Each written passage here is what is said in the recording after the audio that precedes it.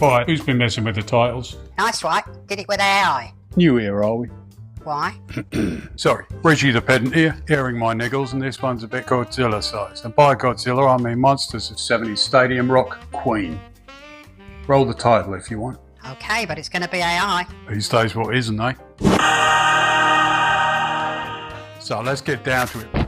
Bohemian Rhapsody, line 15, Scaramouche. Scaramouche, will you do the fandango? Now, how could you possibly have a problem with that, I hear you ask? Well, point one. You don't have to do titles for everything, love. Copy that. Anyway, Scaramouche was a stage character popularised in the 17th century by an Italian bloke called Fiorelli. That's Tiberio Fiorilli. Whatever, think Ryan Reynolds with a moustache. So, Behold the great Scaramouche, and guard you fiend! Animatics 2, You like it? bringing me to point 2.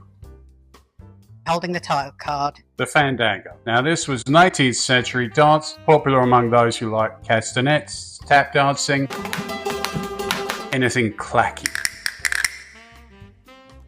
You see the intrinsic problem. Scaramouche 17th century, Fandango 18th.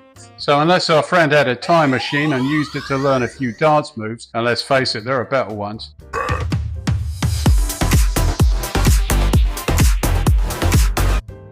Alright, get out.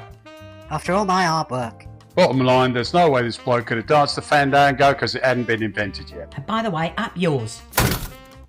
Now, normally at this point, I'd be suggesting a fix. My producers have told me about something called engagement. So, if you had a time machine, what would you do? A. Return to the 17th century, teach Scaramouche the Fandango. B. Return to the 20th century, ask Mr. Mercury to change the lyric. Answers in the comments section. Be sure to leave the header.